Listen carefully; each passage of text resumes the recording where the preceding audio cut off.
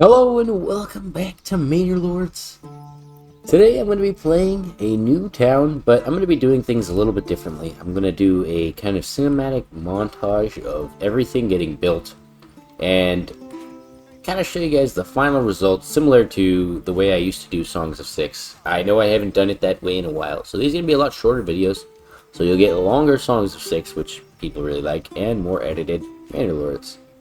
Pretty good trade-off, I think. I'm more interested in kind of getting further in this game anyways, and I can kind of do so if I put my brain to it and I'm not focused on entertaining people while I talk. So straight away we've got our woodcutter camp going, and I'm going, or logging camp, sorry, and I'm going to build the basic town, and I'll show you guys a little montage of what's going on, and then I will meet you guys at that point, and then we will expand on it further. I will also let you know that I have turned off the neighbor regions. There is no neighbor guy, it's just outlaws. So we don't have any rush to claim any regions or do anything like that. I learned from the last time that I don't really care to have multiple regions, and I'd like to just start my small region and grow from there and experience the game that way. So we don't need to jump into any specific direction, but I'll probably do like beekeeping, forest management, and the trapping option, as these seem to be pretty good. But I don't know. Maybe a farm. I think farming is pretty cool. There's a lot of different options, but sadly, the one of the worst features for me in a game is the locked in early access marker here. It drives me absolutely mad. If you wanted to put this into the game, then you should have. If you don't have it, then don't show me these little things that are off it. You know what I mean? Just show me this and this, and just get rid of that. Because in the future, I'm not gonna have to worry. This is for this game right now. So ideally, you could see that this is only going to lead to 3 different routes. 3 different upgrades, not very good. So trade logistics. Establishing a new trade route always costs a maximum of 25 regional wealth. So that seems to give us value to our trade. Foreign suppliers. Firewood cart. A permanent market stall which provides a passive income of firewood as long as the region has enough regional wealth. So if we wanted to do a market build here, we could do something like that. Removes the tariff from foreign imports, effectively reducing all import prices by 10. I would like to try to get my way to each one of those and then show you guys what I've come up with. There's a lot of different things, like master armor working, advanced armor working. This one's a pretty useful way to go. But as you can see, we only have the stone deposit, and there's 1,000 there. Next door, we have a berry deposit, which is rich. The wild animals, wild. It looks like a clay deposit, another stone, and some iron over there, and an iron one over here. So maybe our region is good for fertility. Yep, I was gonna say. So we'll be a farming region. This is definitely a farming region. We've got barley right here, so we'll have our barley farm along here. There's emmer for all of this, and rye, of course, is easy to do. So flax could put right here. So I'll see you guys in a minute.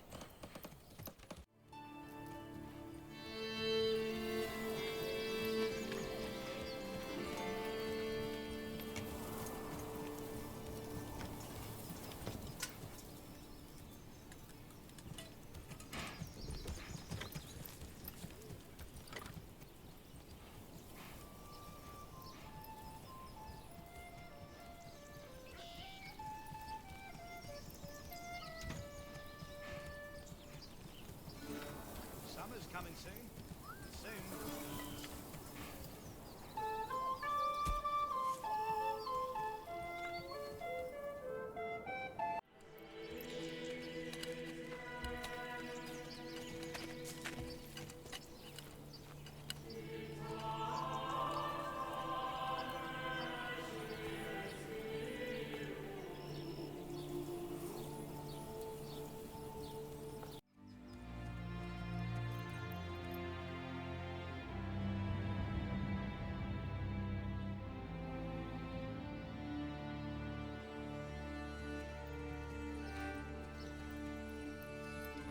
Alright, here we are at the small town phase.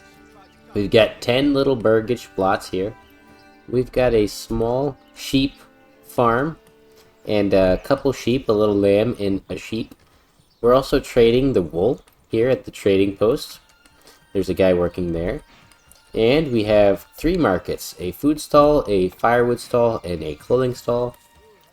We have our main farm here and a couple families working. It should be 3 families working each of these plots.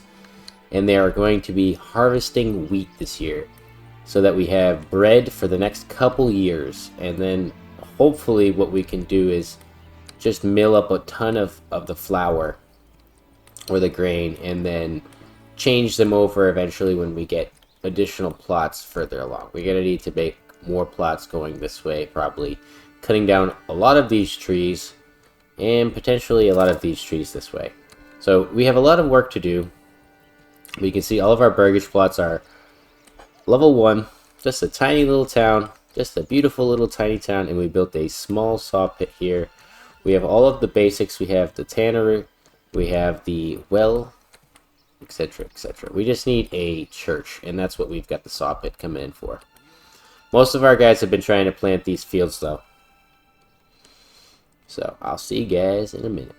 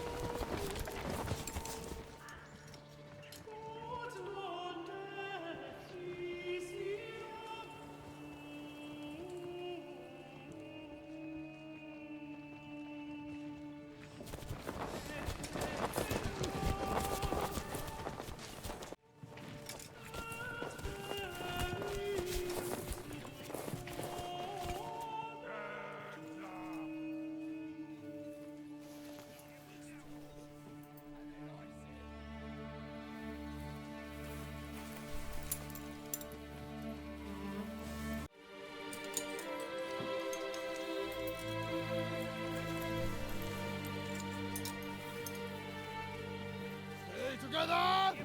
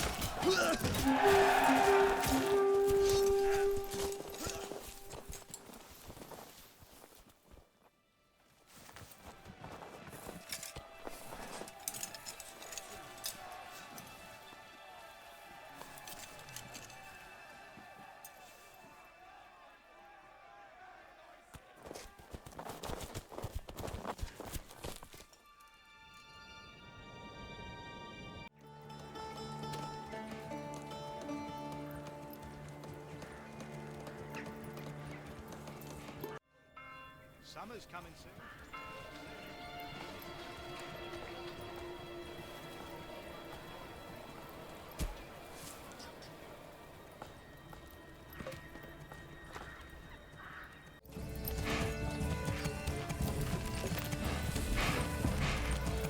Come on, laddie.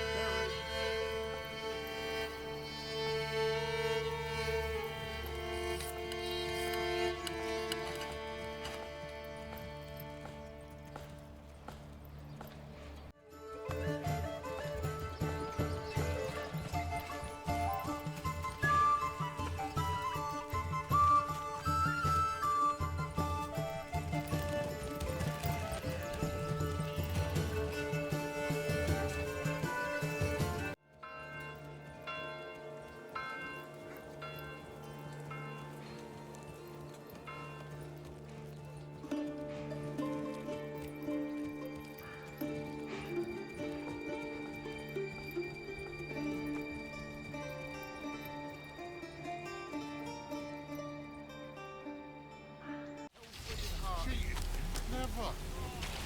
He simply does not know how to cook.